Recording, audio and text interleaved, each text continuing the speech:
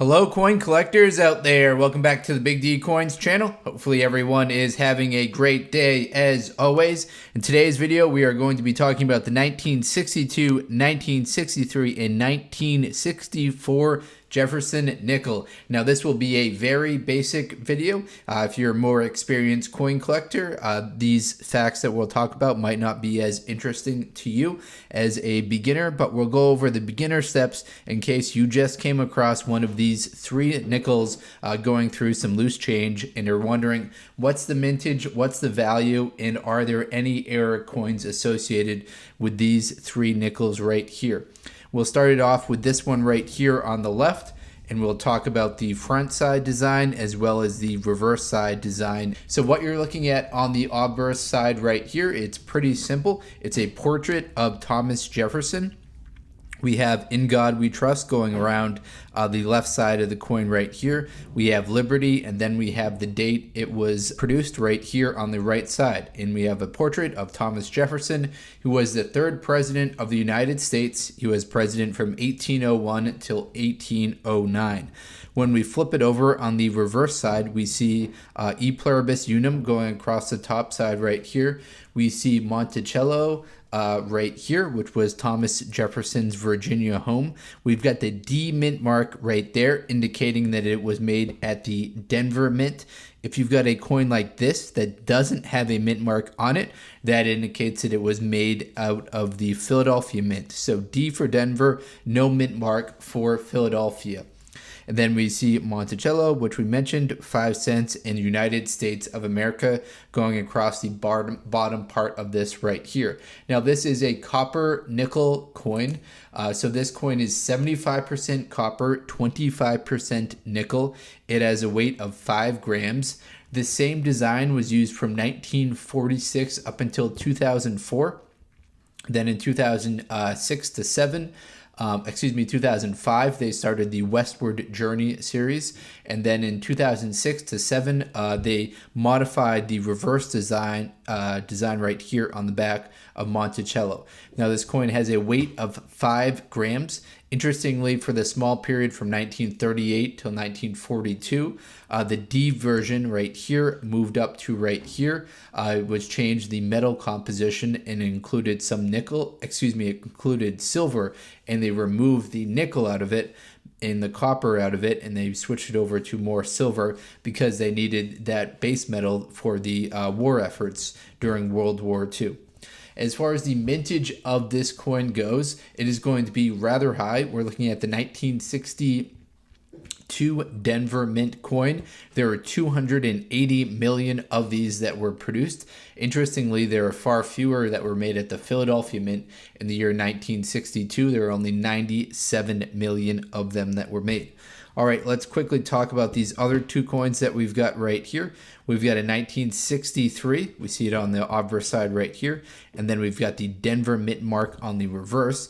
If we zoom in, it looks like it might have been kind of a slight, maybe repunched mint mark. It definitely doesn't look as clear.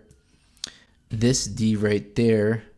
Yeah, I definitely see kind of maybe a little bit of a repunched mint mark on the reverse side right here compared to this one right here. So we've got 1963D on the reverse side right here. And then we've also got this one right here, 1964. But first, the 1963D, there are 276 million of these that were produced.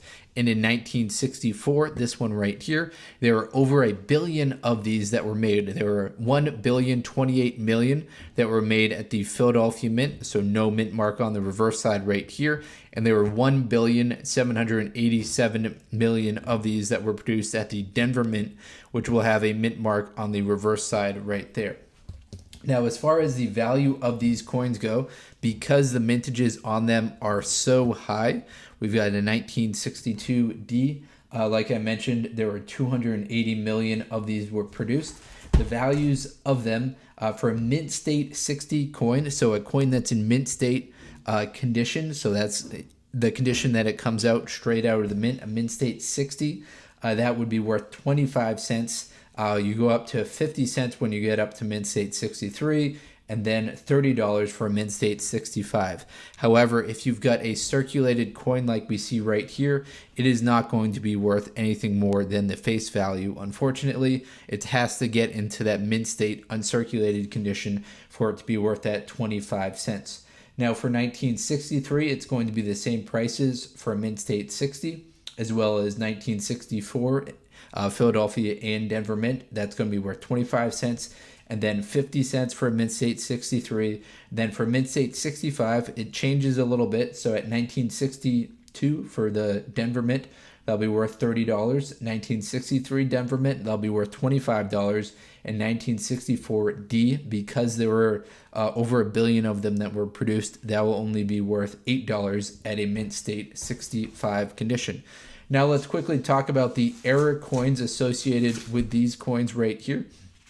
So for 1962, let me just pull up that information, switch over the different guides that I'm looking at. So 1962, there aren't any documented error coins according to the Cherry Pickers Guide associated with this year.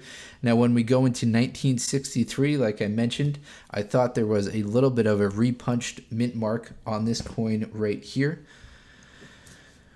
We flip it over and see kind of a couple different angles of that D right there. It looks like there's a secondary D a little bit west of the primary D on this one right here. But for the 1963, there are one noted example in the Cherry Pickers Guide, and that's with the Philadelphia Mint 1963 D, and that's a tripled die reverse. So if you look on the reverse side, the area of focus is with the pluribus and unum right here. So the 1963 Philadelphia Mint, the reverse die is tripled, most evident on E pluribus unum, with doubling to a lesser extent on the most reverse lettering. So that's E pluribus unum right here. There should be, if you look there, there could be some potential tripling right there. There are many double die reverses for the early 1960s circulated strike Jefferson nickels.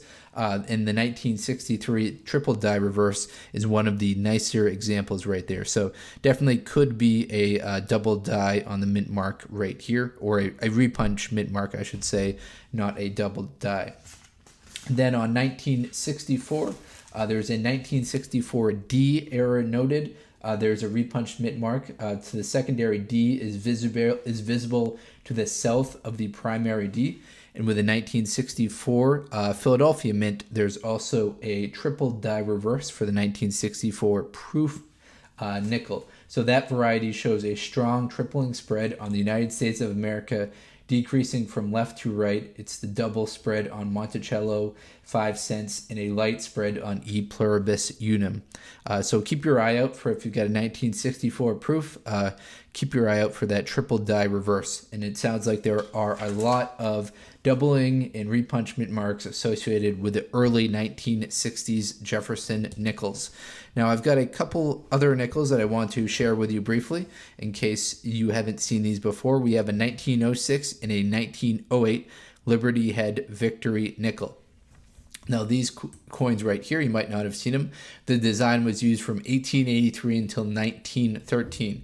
They're, again, a copper nickel coin, and they have a weight of 5 grams. On the obverse side, we see a Liberty Head with 13 stars going around the head, representing the first 13 colonies. And I'll flip this one over to the reverse side right here. And then on the reverse, we see a large V in the center, representing the Roman numeral 5 with the wreath. As far as the mintage for 1906 goes, at the Philadelphia Mint, there were 38 million of these that were produced. 1908, at the Philadelphia Mint, there were 22 million of these that were produced. Now, for both of these years, the proof coins are going to have much lower mintages to them. So for 1906, there were only 1,725 of these proof coins that were made, and only 1,620 for 1908 as far as these proof coins go. All right, everyone. Hopefully you enjoyed this video. If you are into coin collecting, please do check out some of the other videos on this channel. Thank you very much for watching, and best of luck coin collecting out there. Enjoy.